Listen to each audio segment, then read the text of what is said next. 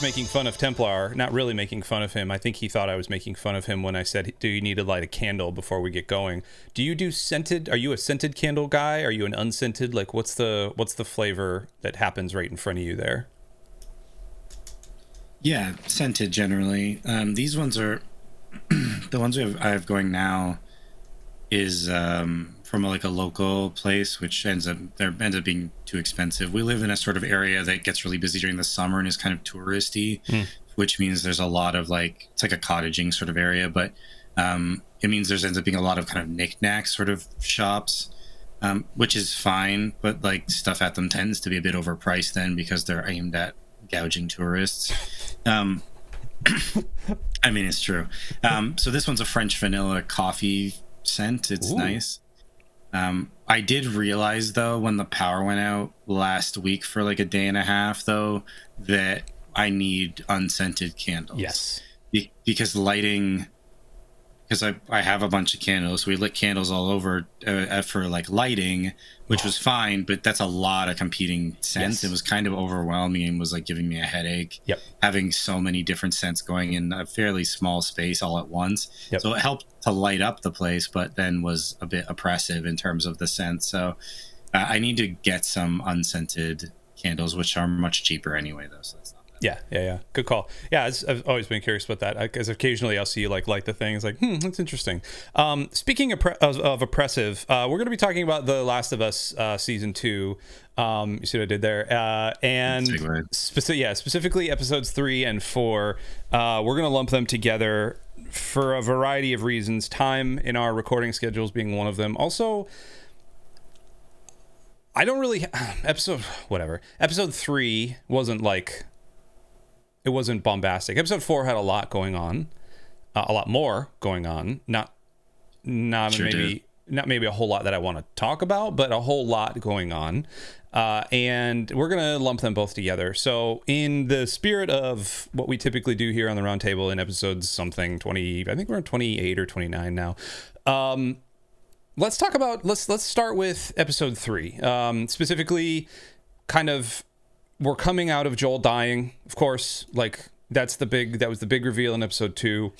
And we see them start to have to kind of pick up the pieces. We see a town council. We see Seth, like the guy who had called them, had essentially like been bigoted towards Ellie and Dina. Now he's like wants revenge. He took some friendly fire, which I think was very funny. Somebody probably hated him and shot him in the leg.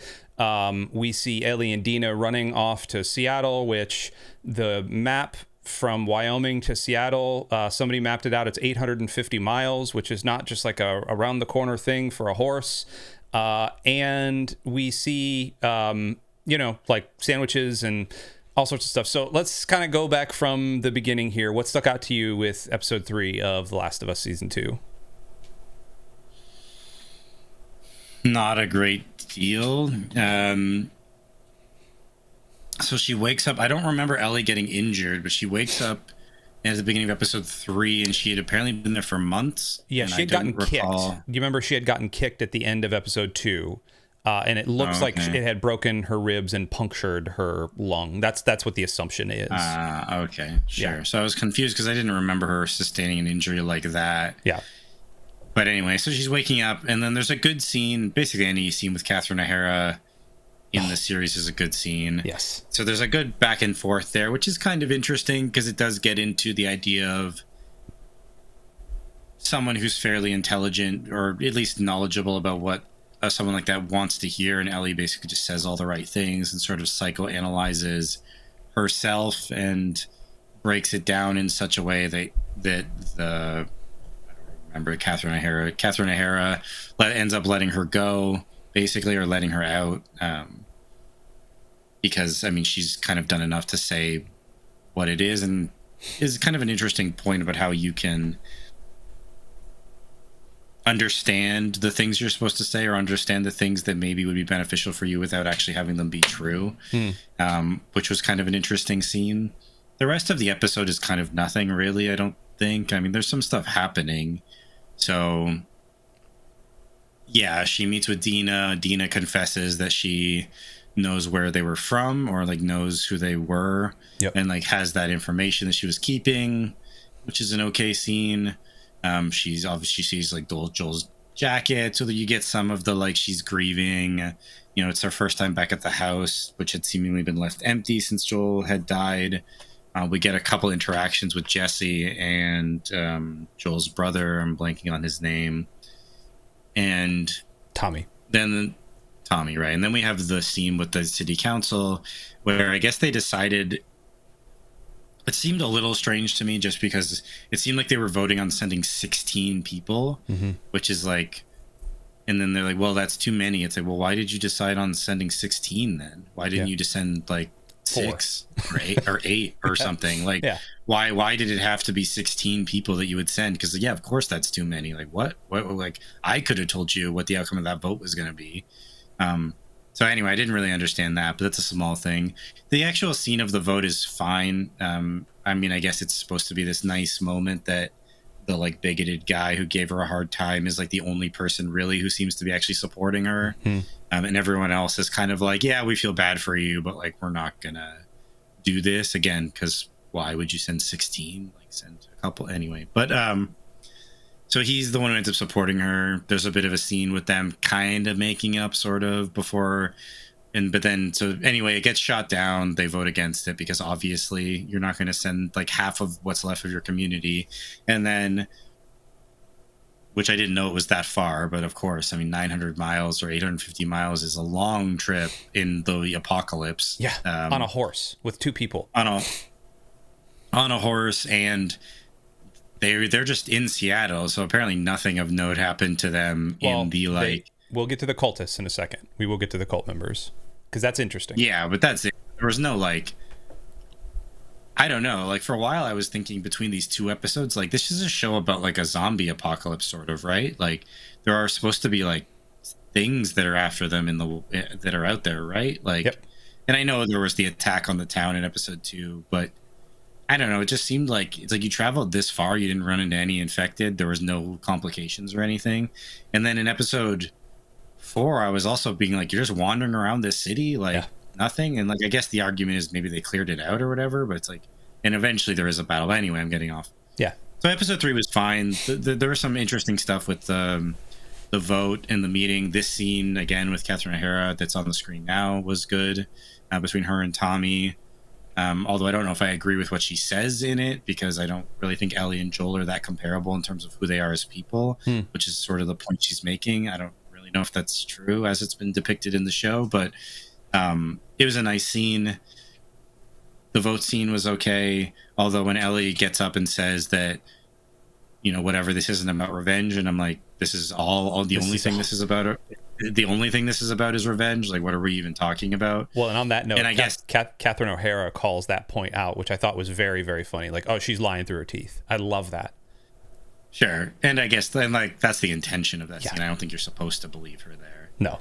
Anyway, yeah, so episode 3 was fine. Like, there's some nice kind of, again, I feel like we've given Bella Ramsey a fair bit of, you know, we haven't been too kind to her in terms of it, but she's a good actress. She plays some of the loss well. I think there's some nice scenes of her going around the house. The interaction with Dina is pretty good. The scene with the vote and everyone getting to speak, I think, was pretty well done. And then they kind of get to Seattle and we show all the WLF soldiers marching behind the like APC, I guess, to show how threatening they are. Yeah. Which is kind of an effective ending, that it's like 2 of you have gone. It's like, yeah, you're chasing 5, which maybe would be manageable because they're not expecting you. But like, no, this is like a whole army. So. Yeah.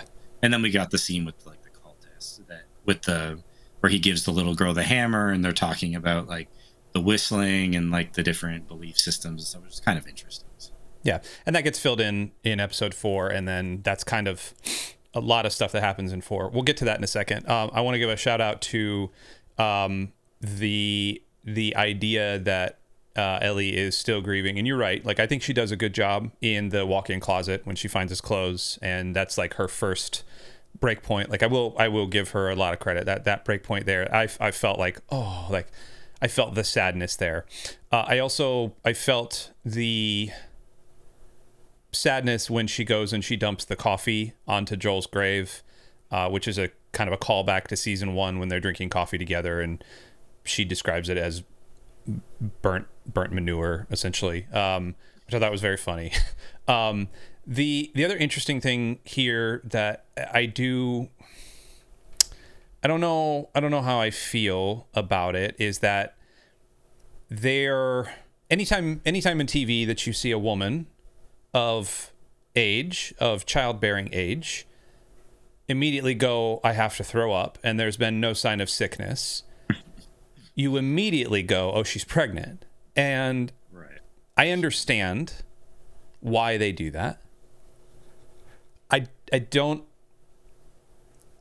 understand why they did it with Dina. Okay. And that's perfectly fine. I do not like that trope of girl sees something that may be vaguely sickening or may smell like raw rotten eggs or whatever and has to go throw up. I don't like that. Also, one other thing I do want to call out, in the game, Tommy immediately goes to Seattle immediately. There is no like 3-month thing or whatever. Tommy gets the information from Dina and immediately says like, okay, well, we're going to have to convene a council, goes to talk to Maria, and Maria says, okay, let's do the council tomorrow or whatever, 2 days from now. And Tommy leaves that night. Tommy is not part of the council in the game. So I don't know if that has any bearing later on. But what I do know is that the diverging path that they're taking here is interesting, to say the least. I think in episode 4, and we'll turn to episode 4 in a second, there's some even more little tweaks from the game that they made that work because it's TV. And yet in episode 4, and I'm going to call just this one little thing, they also stick to feeling like a Naughty Dog game in episode 4 when they're in the actual like TV studio and they're being chased by the WLF people. And I could feel video game tension there. Like you can feel, cutscenes when you're having to quick time event like X or left or whatever to hide behind a box and there's a light. Like I felt like I was playing a video game there, which I thought was very cool. Let's get to episode 4 in a second. Anything else on episode 3 from the hey, you're even more of a lesbian than me, Dina, like you're gay and I'm not, but it comes out later in episode 4, like she's always like chicks. I don't anything from episode 3 before we move on.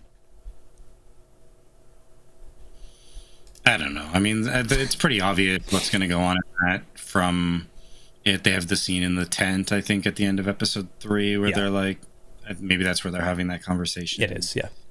And it's obviously just like, I don't even know if you can call it foreshadowing, because it's just like obvious what's going on, that this relationship is developing. It's fine, like whatever. The scene was fine. Yeah.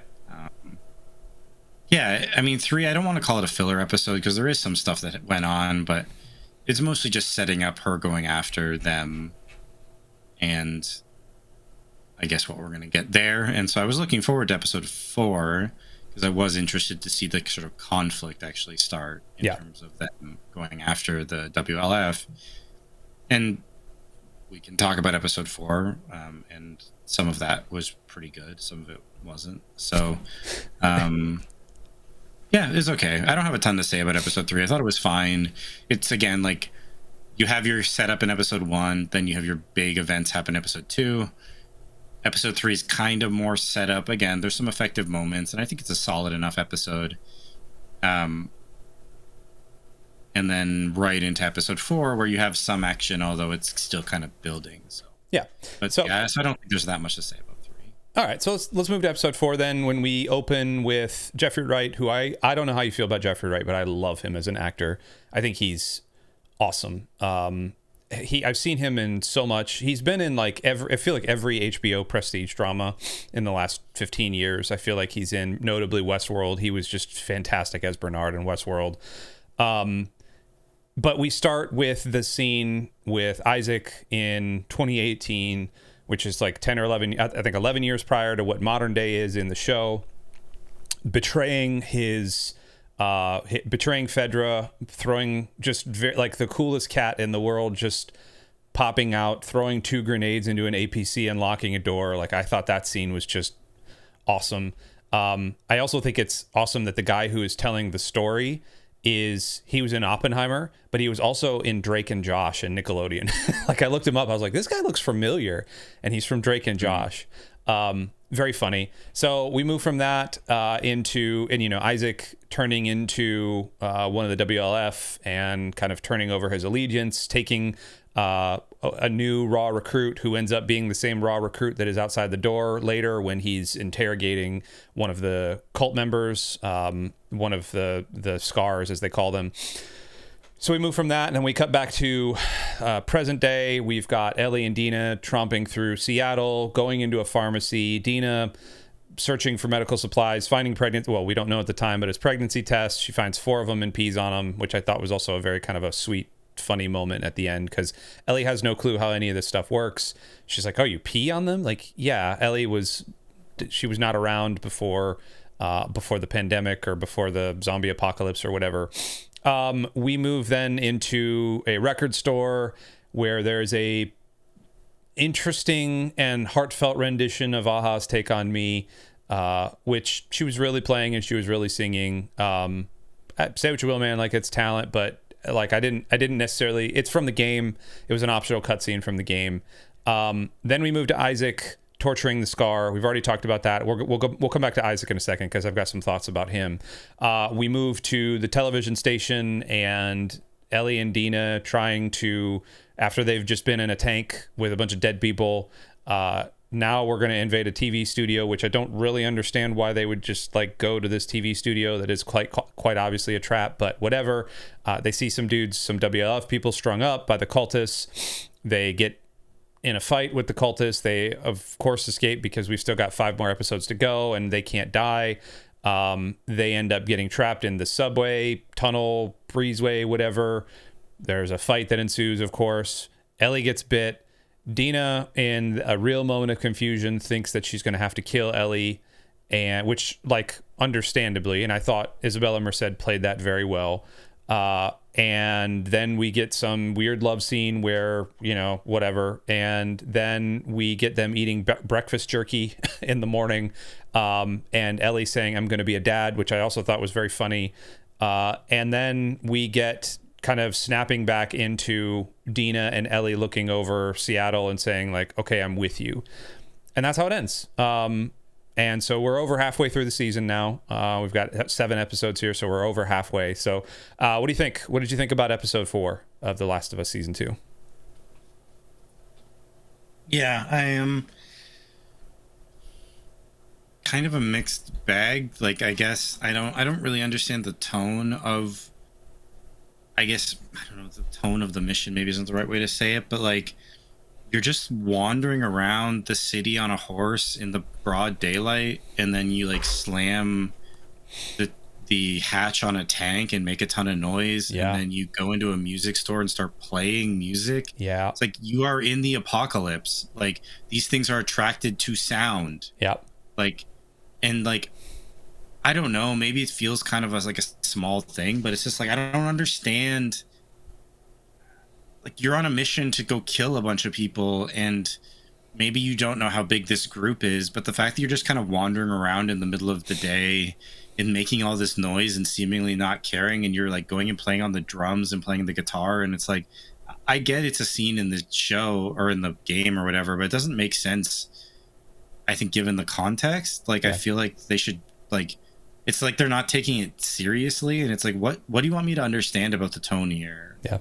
Because they're kind of still being pretty flippant and like unserious, and it's like, you were here to murder 5 people, right? And like, you're here to get vengeance for your father figure who was murdered, right? And like, you live in the apocalypse, right? Like, this tone doesn't make sense to me. And maybe it would work in a game, but it doesn't really work for me in a TV show. Yeah. Like, I feel like it's not being taken seriously enough, like what the actual mission is that they're doing. And maybe that's like something they're going to realize and start taking it more seriously and being more like, kind of seemingly coming up with a plan. Because I also didn't understand the timing of them going into the radio station or TV station or whatever it was. Yeah. Because it's like, they're just wandering around. They see it. It seems like when they got in there, I'm like, oh, this is something that happened a long time ago, and they just stumbled across it, like, because there was the blood on the window, and then they went in, and it's like, again, maybe you don't know how many of these people there are, but it's like, there's only two of you. Just randomly going into a really big building seems like a poor idea. Yep. But then it's like, no, it didn't happen a long time ago. It did just happen, seemingly, because the reinforcements are just showing up to investigate it or something. And it's like, wait, what was the timing of this? Like, where were the scars then that did this? Because they're just gone. Like, and so they just happened to stumble across this right after it happened, right before the backup arrives from the WLF to, like, it's again, it's something that like kind of works in a game logic that doesn't really work in TV logic. Yep. Like, I just didn't understand what was happening there. Like, if it had been something that had happened a long time ago and they had used it as a, like, maybe there have been some of the bodies or some of the scars, or like she sees the symbol on the wall and is like, oh, it's those people from the forest or whatever. And it's like, okay, cool. And that had been used as something to help them understand maybe the broader conflict. I'd be like, okay, that's effective. Or if you set it up differently and like they do just stumble across it and then it shows up, but it's like they tried to do both and it just didn't really work either way then. And then they have this conflict that, you're right, felt very much like a video game of them just barely like hiding behind boxes while it's being searched, and they're just kind of moving around and then going up the stairs even though they're all looking right there. Yeah. Apparently missed her. And it's like, this stuff works in a game. It doesn't really work in a TV show. Yep. Anyway, it was good to see some action because I don't want to be overwhelmingly negative. Like, you know, they had a little bit of action. That was okay. I wondered what was going to happen there. I mean, I guess they did decide that if they ran across anyone else from the WLF, they were just going to kill them. I wondered what was maybe going to happen with so many of them coming in. If it's like, okay, are they going to be captured? Are they going to try and like talk to any of them or something? But no, we just kill two of the members and they get chased in the rain, which seems like a bad idea. Chasing out someone at night in the rain when there are monsters around who could jump out at you from any corner that you would never hear because of the rain. But anyway, I have no idea how these people have survived up to this point. They go into the tunnels, and then we actually do get the threat of the infected, like, so that we get the actual, like, they actually do show up, which is an effective scene, I think, and pretty tense, of them trying to escape. But on that note, why you hear one of the wolf members say, I thought this was clear. I thought these tunnels were clear. And I get that, but why was there so many of them? Like, where do they come from? Again, in a video game, I was thinking about this exact same thing. They're trying to, I feel like they're trying to play both sides. Like, hey, this is still the game, but it's not. And you can see that with the split of the story. You can see that with the split of the way they're shooting it. But you can also see that in the way that they're trying to almost make you suspend time. Video games are real good about, like, the 850-mile journey from Wyoming to Seattle works in a game, right? Like, for whatever reason, we as gamers, we're conditioned to just understand that, like, if there's no inciting incidents, everything just happened, and like we're not going to play that part. It's not real life, like, it's a video game, yada yada yada. Like, we're conditioned to feel that. We're also conditioned to feel like, hey, if this is a quick time event, or if this is something like, this is important, but other than that, like, it's not important for me to play. In a TV show or a movie, and it might be because it's live action, because we're watching real people, because of the way things are shot, because we're not necessarily trying to suspend disbelief, but with TV, they're trying to, like, pull us into their real world. There is you can't do video game tropes. Like, you couldn't do respawns. Like, we were just talking about Dungeon Crawler Carl. Like, you couldn't do some of those things in Dungeon Crawler Carl in a TV show. They'd be funny, but they wouldn't work, because you'd just be like, this is absurd. What are we doing here? And I feel like they're trying to do some of those things. Again, the suspension of disbelief that you're telling me to have with all of these monsters that aren't around, and yet you guys have running water. I mean, even Isaac says, like, we have running water and hospitals and electricity and all that other stuff. Cool, but where the heck are the zombies? Like, where are those? And why are they all in one little cavern? Where are they all coming from? Continue. I cut you off. Sorry. Yeah, it's fine. Just have some consistency. I mean, there's millions of people, I assume, who live in Seattle. So it's like, there would be lots of infected, okay, and even if they've cleared out some areas, that's fine. But then there should be much more of a threat just walking around. These things aren't afraid of the daylight. They operate in the daylight too. So there should be a much greater threat to just travel around then, because there would presumably have been millions of them that were taken over. So, and I guess there was a quarantine zone there, so like maybe some of it had been cleared out, and who knows where they're coming from. If they're like, you know, kind of wandering back in. But yeah, why were there so many there? Why are there none out on the streets? And again, you're doing 3 seasons when it seems like this is just the second game. So you could have probably had an episode of them traveling to Seattle. Like, you could probably have taken more time with some of this stuff and not just had them transport there. You could have probably done more with the relationship between the two of them even on the journey. And you can speed it up a bit, but you know, that's a long trip. You could have had highlights or like have some events happen, had kept up that threat of the world, which it seems like didn't exist. Like episode 1, there was no threat. Episode 2, we have this big battle. Episode 3, there's kind of no threat again. Then episode 4, it's like there's some threat, sort of. And again, it's just kind of the pacing decisions that are weird. I don't know what season 3 is going to be. Because again, it just seems like they're just doing the second game in this season. So. Yeah. I don't know, but like I didn't mind the scene overall of the fighting in the tunnel. It's like, you know, it's pretty standard zombie stuff, but its effect, like it works well enough. You know, of them kind of being sort of trapped and you know them hearing them, so them being swarming around the train and them just trying to get out and whatever. So it's fine. Like it's a pretty effective scene. You know, the WLF seem like they're getting kind of... It also makes sense because I haven't played the game. I was like, once they show how big the WLF is, I'm like, well, how are they going to really take them on then? Like, I understand if you're taking on like a small group, but this seems like a very well-armed group, and there's only 2 of you. Even if there had been 16 of you, you wouldn't have a ton of a chance here. But it seems like this ongoing conflict is keeping them pretty occupied, so they can kind of just come in and out. Yeah, so it was effective. You want to talk about Isaac? Yes. I like that actor a lot. He's good, and he's like Gordon in the new Batman series, and he's effective in that.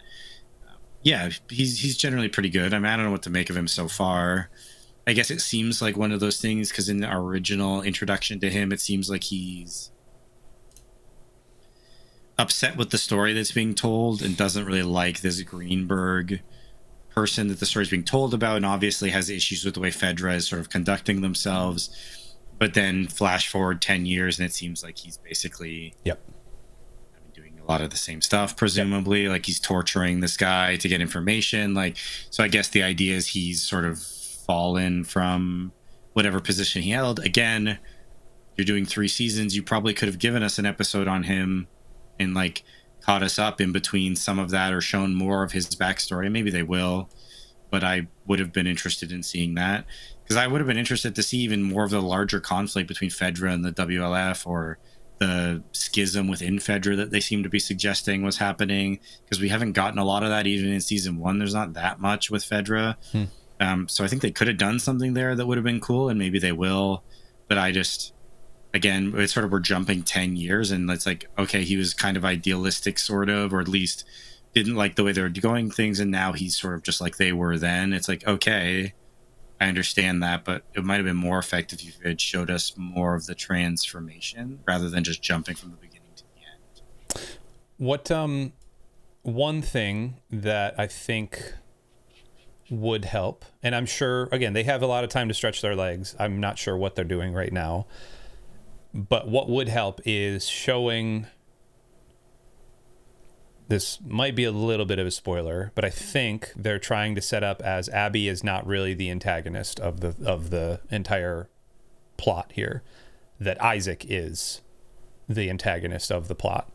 That might be what they're trying to set up. In fact, I'm fairly certain that's what they're trying to do, because Abby is part of the WLF. It looks like Isaac is the head, or at least like one of the chief main motivators of the WLF, something like that. And so Abby is doing all this other stuff. But what comes to my mind as I watch pretty much the entirety of this show so far is that it's perpetuating a cycle of violence. It's perpetuating revenge. It's perpetuating showing love and care by getting revenge. It's happened a number of times already, and it feels like that's now what Ellie's trying to do, and that's also what Isaac is trying to do. He's trying to get revenge for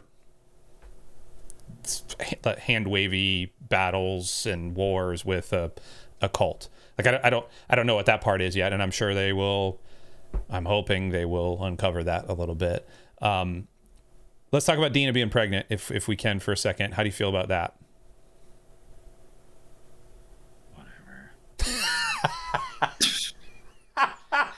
I don't care. It's fine.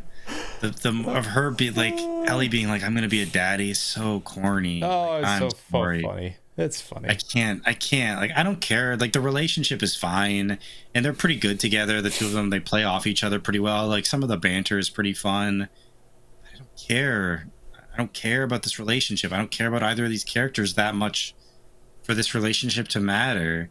And it's just a way of sort of artificially I don't know. I mean, maybe it is just in the game that she's also pregnant. I don't know. But, like, it's just a way of artificially raising the stakes in a situation where the stakes are high enough. Yeah. Like, she doesn't need to be pregnant. Like, now that's just another thing where it's going to be like, well, we need to protect her even more now, or Ellie needs to be more concerned because it's like you're protecting two people instead of one. Right. And, like, she does the thing where she gets a bit for her. Like, that's why, you know, that's how, when that kind of comes out, that. And that scene went on too long, I thought. The aftermath of that scene with her pointing the gun at her and that. It, like, it's effective. And, like, I agree, it's a pretty effective moment. The actress plays it well. It went on too long. Like, eventually I was just like, all right, we understand. Move on, please. But it was effective. But again, you live in the apocalypse. There's infected presumably all over, although it doesn't seem to be all over, but sort of all over. There's this war going on actively between these two groups in the city that you're in, and you don't really understand it at all. You're way out of your depth. You just killed two of them. Like, there's enough tension. We don't need another thing on top of it. Like, she doesn't need to be pregnant for the story to work. And I think it just adds an unnecessary element to the personal dynamic that, again, I don't care about and isn't needed. So it's fine, but, like, it's not necessary. And again, maybe it's just in the game, so they felt like they had to include it. So be it, if that's the case. But again, I didn't think it was necessary. There's enough stress and tension and threat in the situation they're in without it. Agreed. Can I contrast this with another brilliant TV show that's out right now, Andor? I keep talking about Andor. I feel, at least in the first 6 episodes, and you haven't gotten to episodes the 4, 5, 6 drop yet, I don't think. Have you? No, not yet. Okay. What Andor does very well is they ratchet tension in a way that doesn't feel like stair-stepping. I think when television shows do very well, it's a slow ratchet of tension, especially dramas, prestige dramas like we're watching now. Mad Men did it very well. Breaking Bad did it very well. Like even The Sopranos, like the highest of high. Well, most of The Sopranos did it very well, where there are inciting events in every character's life. Nothing is trying to take this huge big swing, but you've got all of these different things. With Andor, you've got literally 3 or 4 plot lines. 3, it trims down to 3 in the 4, 5, 6 drop, where everything is slowly going up and up and up and up. Whereas with The Last of Us, what I feel like they're doing is they're stair-stepping. And stair-stepping is fine until, like, if you're running its course, like, it's relatively flat, and then we hit a wall and we have to go straight up and do something.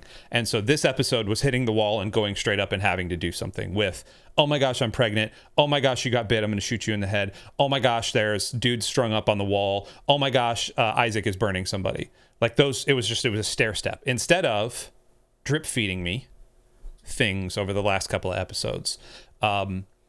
What's fascinating to me is that Andor is trying to do it in essentially, it's 12 episodes, right? But like they're trying to do 4 seasons worth of things in 12 episodes. And so far it's been really good. The Last of Us has already been confirmed for season 3, and yet they're kind of just punching you. And I don't necessarily know that the stair-stepping thing works for me. You know, like I don't, and some people might like it. And so if there's people out there that are watching this, like we had somebody comment on our last episode or one of our shorts or something that I like, and they said, like, they're doing the game. Why is that such a bad thing? And it's like, well, because that's the video game. And you told me that it wasn't going to be the video game. You told me it was going to be different than the video game. Like, what don't you understand about this there, random internet commenter person dude? I don't know. How do you feel about the tension of the season so far? Well, there's no tension in episode 1, and then there's no real tension in episode 2 because everything happens too quickly, and then there's no real tension in episode 3. Well, there's a little bit maybe about like the kind of threat of what they're embarking on. There should be more tension in episode 4, but that's mostly undone because she's slamming a tank hatch. They're playing music in a shop. There's no seeming threat of infected. They're just wandering around the street on a horse. Nothing to be seen anywhere. Like The Walking Dead did this better like 30 years ago or whenever that show started, that they've done over so many seasons of a guy on a horse in a city, and then they come across infected, and then like there's actual threat there. Yeah. It doesn't feel like there's any threat. And then finally, you know, there's some more conflict, but it doesn't build to it. There's just nothing, and then there's conflict, and it's like, okay. And it's in like the scenes themselves are fairly effective. You know, the scene in the TV station or radio station is fine. Them hiding from the WLF is solid. It works well enough. Again, it seems more like a video game than a TV show. The tunnel scene is effective. Again, more like a video game than a TV show.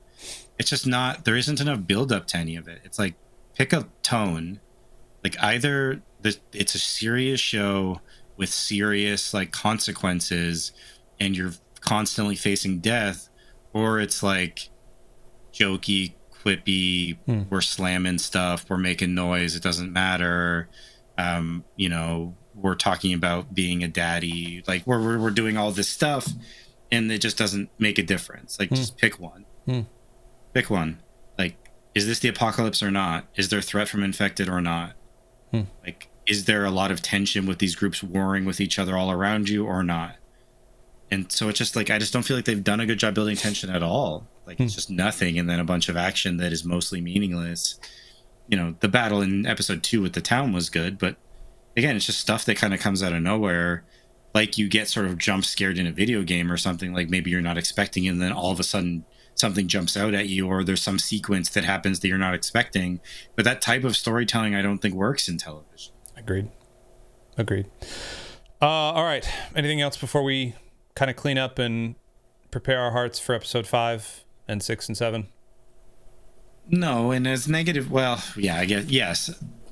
Because as negative as I've been, I'm not going to say really optimistic, but I am kind of interested to see more of this conflict between this religious group and the WLF. And like, I am kind of interested what that looks like and what the state of things are, state of it is, and how Ellie and Dina could fit into it, and how they might shift the balance of power, or like what happens in terms of the interaction. Again, I haven't played the game, so maybe that's all clear from the game. I don't know.